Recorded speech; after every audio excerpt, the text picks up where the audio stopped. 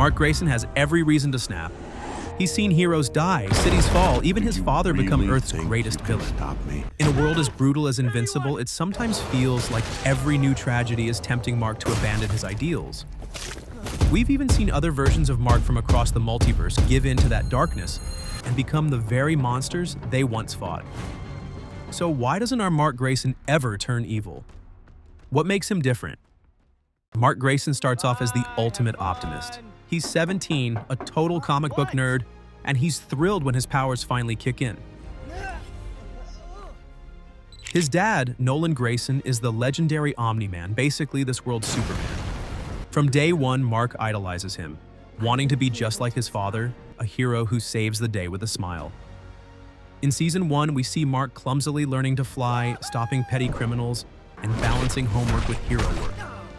It's tough, but Mark absolutely loves it. He believes being a superhero is about helping people and making his dad proud. In his eyes, Omni-Man can do no wrong, so when evidence piles up that Omni-Man might not be the shining hero Mark thinks, it completely blindsides him. Dad? We as the audience learn Nolan murdered the Guardians of the Globe in cold blood, but Mark has no clue for most of Season 1. He's busy dealing with typical newbie hero problems and teenage life. To Mark, Omni-Man is still the infallible mentor. That makes the moment the truth comes out absolutely devastating. In the Season 1 finale, Nolan finally reveals his true colors. He's not on Earth to protect it. He's here to conquer it. And he expects Mark to join him in enslaving the planet. Imagine what that does to a kid like Mark. In moments, his father goes from the world's greatest hero to its greatest threat. Omni-Man doesn't just betray Mark, he tries to annihilate everything Mark believes in. Nolan even calls Mark's mom Debbie nothing more than a pet, dismissing human life as worthless. To drive the point home, Omni-Man grabs Mark and rams him straight through a speeding subway train, slaughtering hundreds of innocents just to prove how insignificant humans are. He beats Mark within an inch of his life, all while lecturing him that in 500 years, everyone Mark loves will be gone. What will you have after 500 years? Dad. That line hits Nolan and all of us like a truck. Dad? Despite everything, Mark refuses to give up on his father's humanity. In that moment, Mark's world is literally crumbling, yet he still holds on to love. And it's exactly this compassion that Omni-Man cannot understand. Nolan expected to break his son's spirit. Instead, he's the one who falters. With tears in his eyes, Omni-Man finally leaves Earth, unable to kill his own son. The aftermath is heartbreaking. Mark is left bloodied and traumatized, cradled in the ruins of his former life.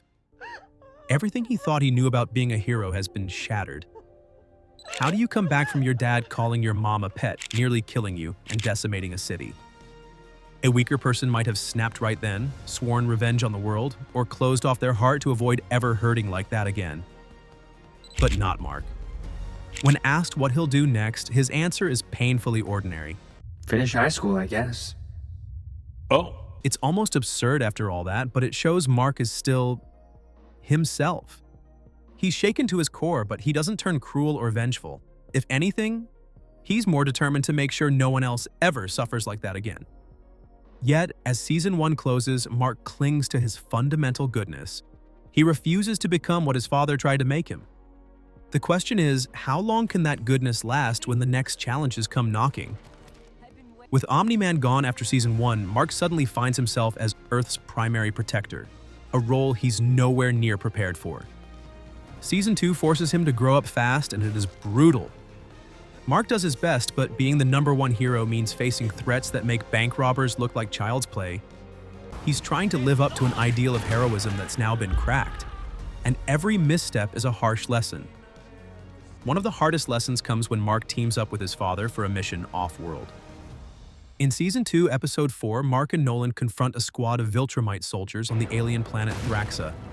They're as ruthless as Omni-Man ever was.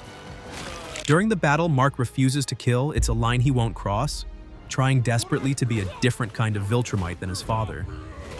But that choice carries a heavy price. Mark barely survives a clash with a vicious Viltrumite named Thula because he holds back.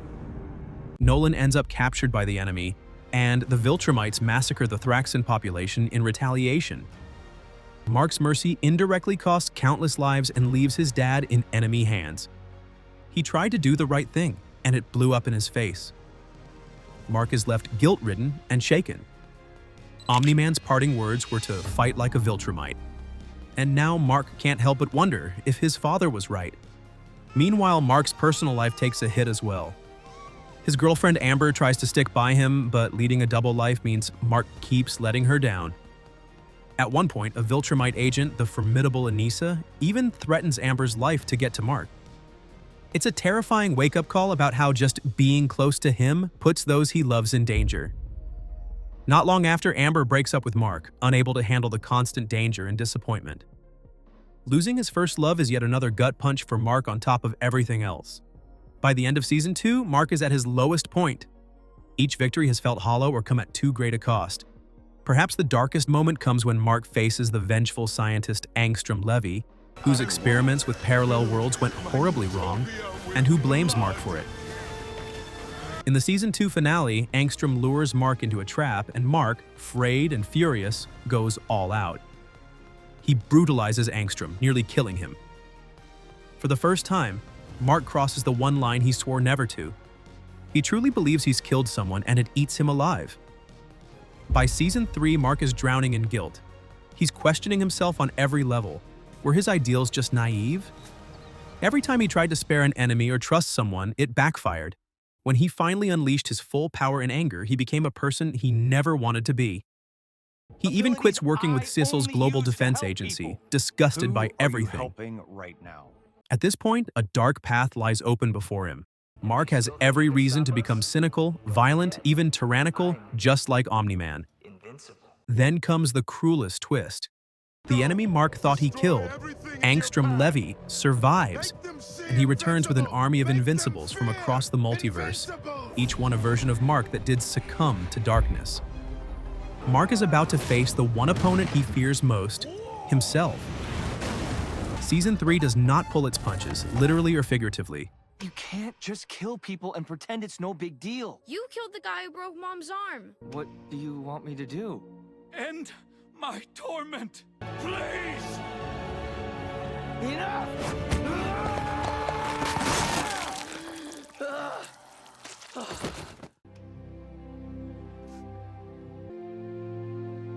Does everyone here hate Dad? Oliver. Angstrom Levy isn't done with his revenge. He triggers the infamous Invincible War, unleashing an onslaught of evil Invincibles from across the multiverse. These alternate Marks descend on Mark's world, and the result is pure chaos. City blocks leveled, innocent people slaughtered. It's like facing a dozen Omni-Men at once. Mark and the heroes of Earth throw everything they have into battling their interdimensional counterparts. It's a desperate fight. Mark watches friends get hurt and even killed.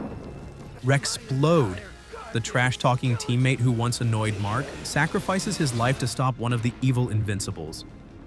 Even Mark's best friend Adam Eve is grievously injured. She actually loses a leg in the battle. Watching these counterparts, one horrific thought hits Mark. That could be me. He sees what he might have become if he'd made different choices. These other Invincibles gave up on their humanity, or never had it to begin with. And the difference is stark. Mark pours his blood, sweat, and tears into protecting people. His evil counterparts only care about power and destruction. It's the ultimate test of Mark's resolve. By the time the Invincible War finally ends, Mark is utterly spent. Physically, he's battered and bruised. Emotionally, he's hanging on by a thread. He stands amid the wreckage, surrounded by the consequences of evil he himself could have committed in another life.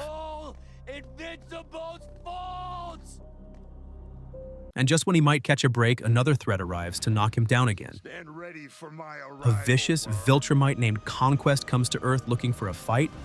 Conquest is older, stronger, and more ruthless than any enemy Mark's faced one-on-one.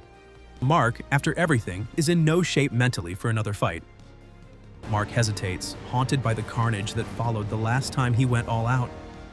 He even tries to reason with Conquest or hold back his punches at first. But Conquest isn't interested in mercy or negotiation. He just wants a brutal brawl. When Mark's younger brother Oliver is nearly killed, something snaps. Mark realizes he cannot hold back if he wants to save his brother. What follows is an ugly, knockdown, drag-out fight.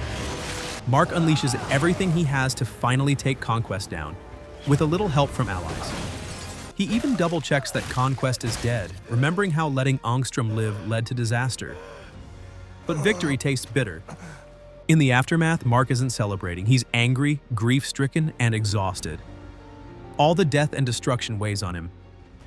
In a quiet moment at the hospital, Mark's mother, Debbie, breaks down apologizing for putting so much on him, for expecting him to shoulder a burden no teenager should. Mark hugs her and insists she did everything right. Mother and son share a tearful embrace, each comforting the other. It's a brief, tender moment of love and humanity amid the darkness, and it speaks volumes. Now here's Mark at rock bottom. He's witnessed nightmares made real, lost people he loves, been forced into life or death choices that violate his morals, and yet he still hasn't turned evil. He hasn't turned cold. He hasn't given in. Because standing at the edge of that abyss, he still hears her voice, and he chooses to step back. Why? Why has our Invincible stayed good when so many other Marks became monsters? What makes him different?